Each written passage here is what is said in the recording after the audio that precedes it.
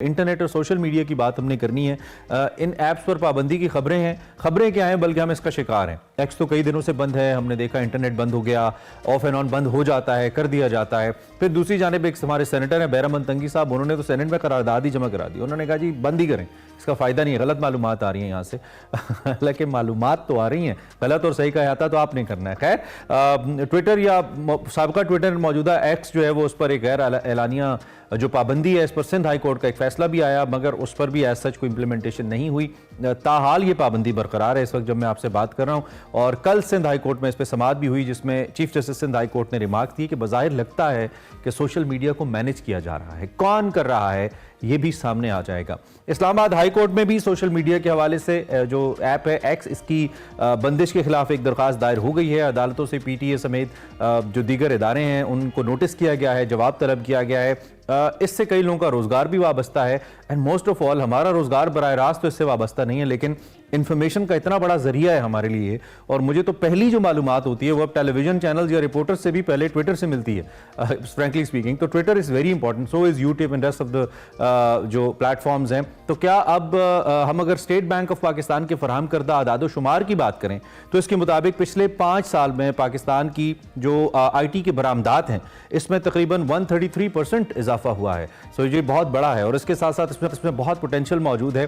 2023 में ही तकरीबन 2.6 बिलियन तक पहुंच गई है, जो बहुत बड़ा नंबर है। तो क्या इंटरनेट की बंदिश से हम अपने दीगर जो मसाइल है वो तो शायद हल कर लें, मकासद हासिल कर लें, लेकिन इससे हम नुकसान कितना बड़ा कर रहे हैं, इस पर ज़रा हमने बात करनी है। अम्मार जाफरी साहब हमारे साथ मौजूद है, बड़ी पर्टिनेंट शख्सियत हैं इस हवाले से, साबिक एडिशनल DG FIA भी रह चुके हैं। और ये जो सोशल मीडिया एंड इंटरनेट का इस्तेमाल है या इसकी एफिशिएंसी है, एफिकेसी, इसके ऊपर बड़ी उनकी महारत है। उनसे ज़रा हम बात करते हैं। और हमारे साहब कहीं ट्रैवल कर रहे हैं तो इसलिए हमें गाड़ी से ज्वाइन करें। हमारे साहब thank you very much for joining us. आप कैसे हैं सर, खैरियत से?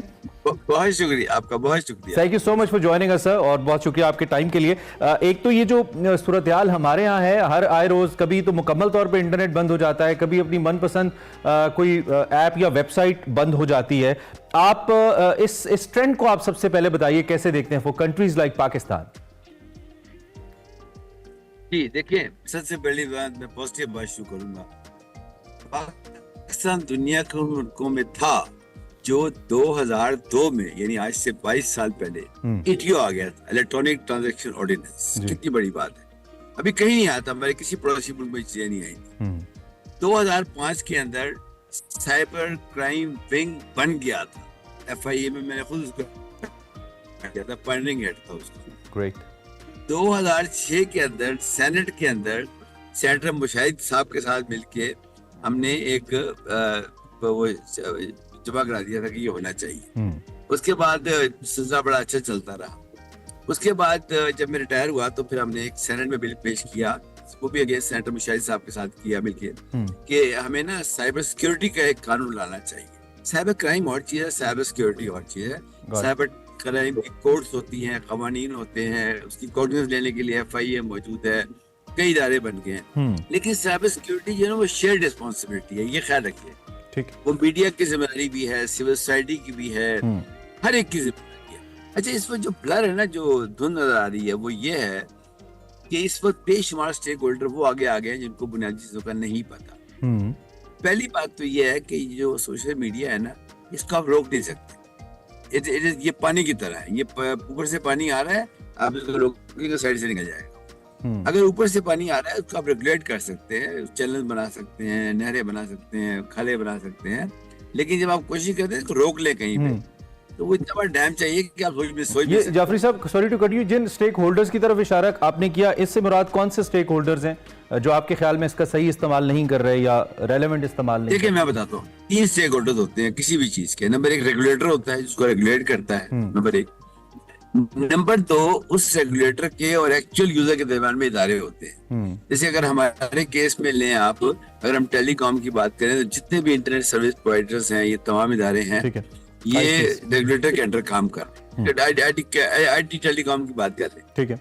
उसके अलावा जो इस्तेमाल करने वाले वो भी गलत इस्तेमाल कर रहे हैं इसका, मेरी बात ये है कि वो जुर्म के लिए इस्तेमाल कर रहे हैं। तो ये सारे से अच्छा, आपने जो कि शुरू में आपने कहा कि आप उस लेजिस्लेशन का या उस फॉर्मेशन का हिस्सा थे जब ये इसका आगाज हुआ, उस वक्त तो यकीनी तौर पे ये बहुत जरूरी भी था और इसमें कोई शक नहीं है कि इसका बहुत ज्यादा फायदा दुनिया ने उठाया है, हमने भी उठाया है, उतना नहीं शायद लेकिन उठाया है।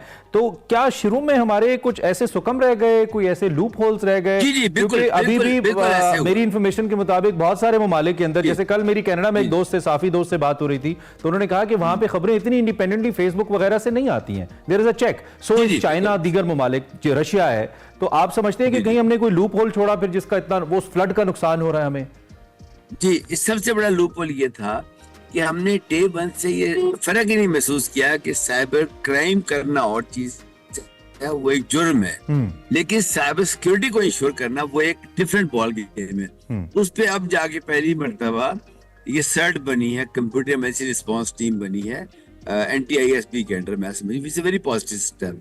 ये ऐसी बात है कि जब कोई आदमी बीमार होता है ना, तो बीमारी का तो इलाज होता है, डॉक्टर वगैरह होते हैं, लेकिन ये भी रिसर्च होती है बीमार क्यों हुआ है, क्या ये पानी खराब इसने पिया, क्या इसके घर में मच्छर ज्यादा थे।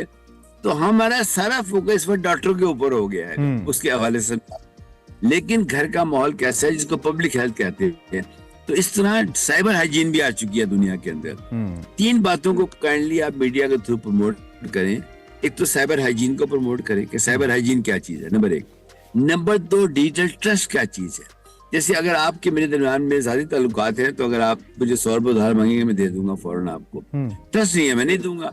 इस तरह डिजिटल ट्रस्ट होता है सरकारी इदारों के और प्राइवेट इदारों के दरमियान में। लेकिन अनलकीली हमारे यहाँ वो कवानीन इन्फोर्स नहीं हुए, क्योंकि साइबर सिक्योरिटी की कोई पब्लिक पॉलिसी नहीं है हमारे पास। पब्लिक पॉलिसी गवर्नमेंट की, मैं ये कहता हूँ अब नई गवर्नमेंट आई है, इनको इस पे काम करना चाहिए पब्लिक पॉलिसी और साइबर सिक्योरिटी के ऊपर।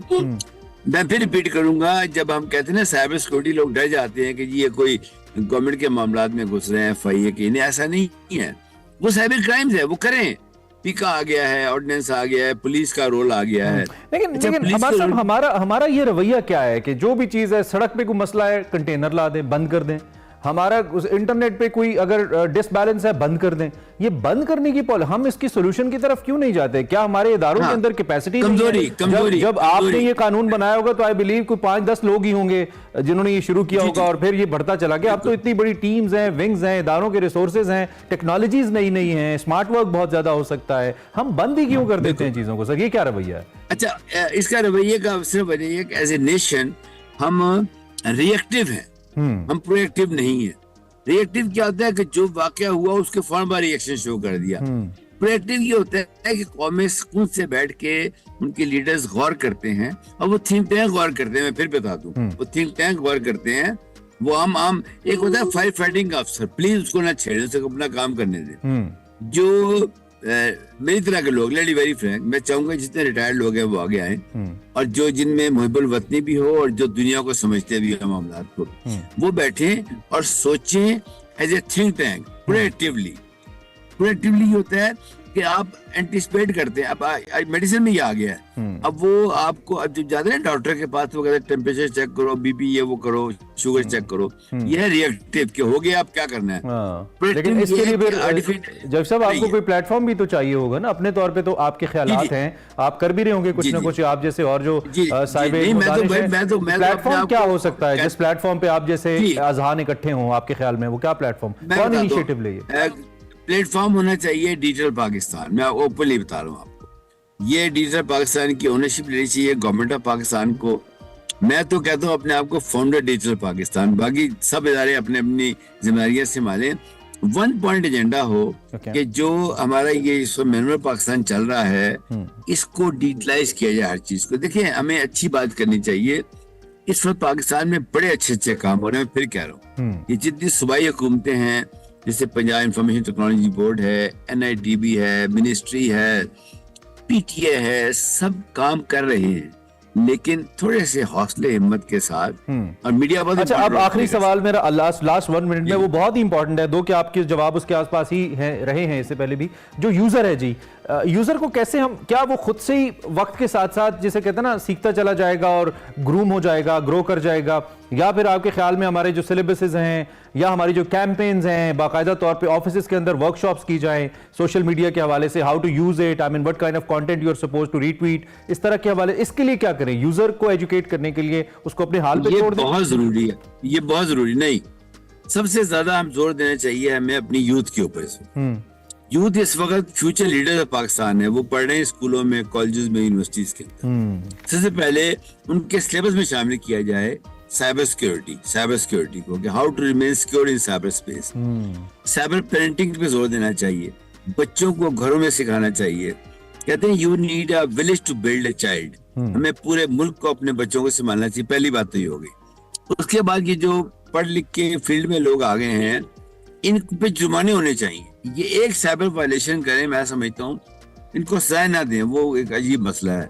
वो अब स्टेट जुर्माना कर दें कि जी आप ये, फॉर एग्जाम्पल कोई इदारा जो है वो अपने यहाँ सिक्योरिटी नहीं लाता, तो उसको एक वो जिस कहते हैं इंटरनेशनल स्टैंडर्ड कहते हैं कि फलां डेट तक अगर आपने ISO 27001 को इम्प्लीमेंट ना किया या GDPR को जो भी है, तो आपको जी 5 लाख रुपए जुर्माना है। बिल्कुल, और उससे आप समझते हैं कि इन्फोर्समेंट से मामला हल हो सकते हैं, enforcement through money. Right, enforcement में प्लीज पॉलिटिकली विक्टिमाइज ना करें।